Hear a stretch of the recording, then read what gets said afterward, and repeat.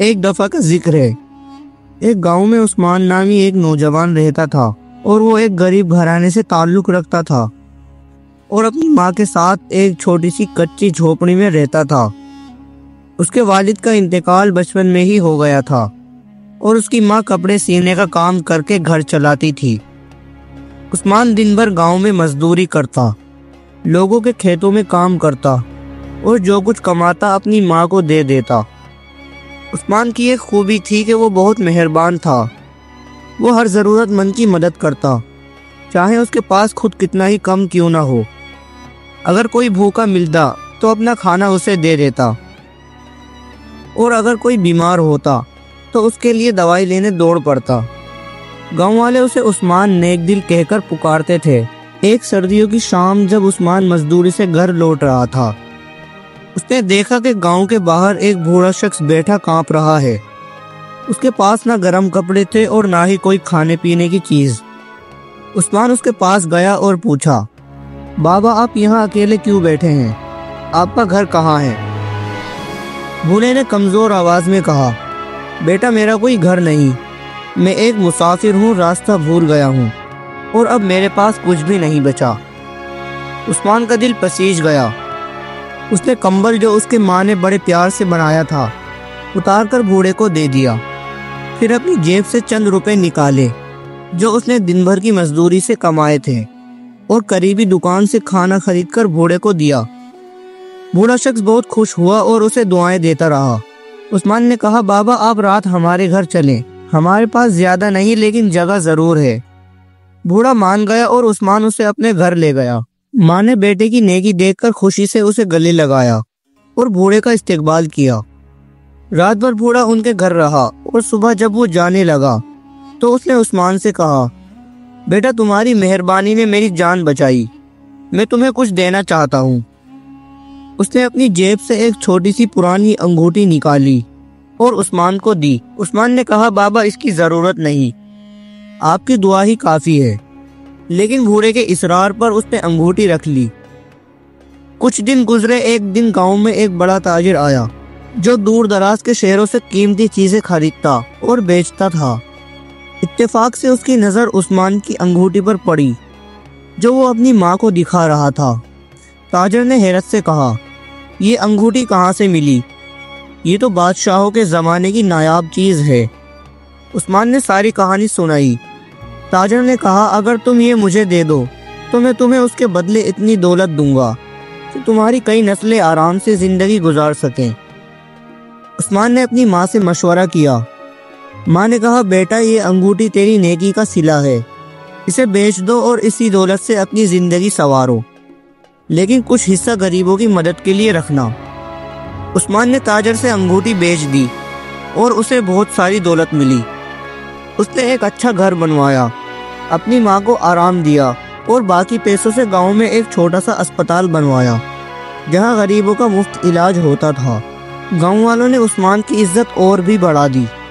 وہ بوڑھا مسافر کون تھا یہ کوئی نہ جان سکا، لیکن عثمان سمجھ گیا کہ یہ اس کی مہربانی کا صلہ تھا جو اسے کسی نہ کسی روپ میں ملا۔ عثمان کی زندگی اب بدل چکی تھی۔ غربت کے دن ختم ہوئے اور اس کا گھر اب گاؤں کا ایک خوبصورت اور آرام دہ حصہ بن گیا تھا۔ اس کی ماں جو برسوں سے محنت میں گھلتی رہی تھی، سکون سے بیٹھ کر اپنے بیٹے کی کامیابی دیکھتی اور اللہ کا شکر ادا کرتی۔ گاؤں میں بنایا گیا اسپتال بھی چل پڑا تھا اور دور دور سے لوگ وہاں علاج کے لیے آتے تھے۔ عثمان ہر روز اسپتال جاتا، مریضوں سے ملتا اور ان کی مدد کے لیے اپنے حساب سے زیادہ کام کرتا۔ لیکن جہاں نیکی پھیلتی ہے وہاں حسد بھی سر اٹھاتا ہے۔ گاؤں کے کچھ لوگوں کو عثمان کی ترقی اچھی نہ لگی۔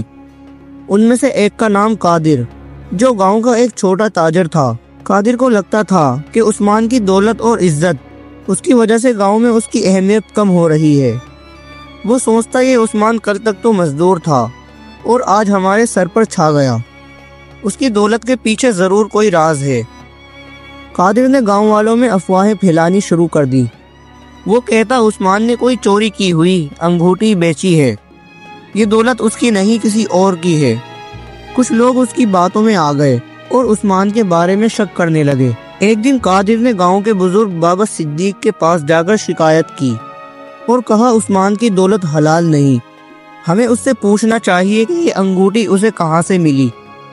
بابا صدیق نے گاؤں والوں کو جمع کیا اور عثمان کو بلایا۔ عثمان نے سکون سے ساری کہانی دوبارہ سنائی کہ کس طرح اس نے ایک بوڑھے مسافر کی مدد کی اور اس نے بدلے میں انگوٹھی دی۔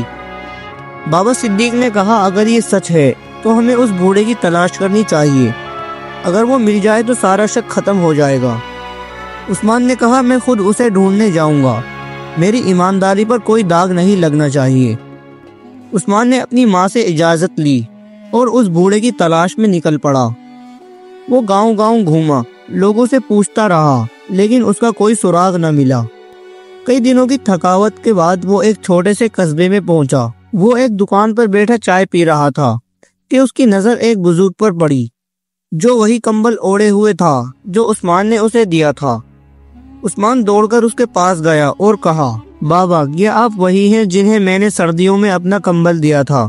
بوڑھے نے اسے غور سے دیکھا اور مسکرا کر کہا ہاں بیٹا میں وہی ہوں، تم عثمان ہو نا؟ عثمان نے خوشی سے اس کے ہاتھ چومے اور کہا بابا آپ کی وجہ سے میری زندگی بدل گئی، لیکن اب میرے گاؤں والے مجھ پر شک کر رہے ہیں، براہ کرم میرے ساتھ چلیں اور انہیں سچ بتائیں۔ بوڑھا راضی ہو گیا۔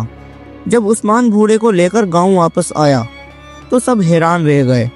بوڑھے نے سب کے سامنے کہا یہ انگوٹھی میری تھی جو میرے دادا نے مجھے دی تھی، میں نے عثمان کو اس کی مہربانی کے بدلے میں دی کیونکہ اس نے میری جان بچائی۔ اس کے بعد اس نے ایک چونکا دینے والا خلاصہ کیا، میں کوئی عام مسافر نہیں تھا، میں ایک شہر کا تاجر تھا جو اپنی دولت کھو بیٹھا تھا۔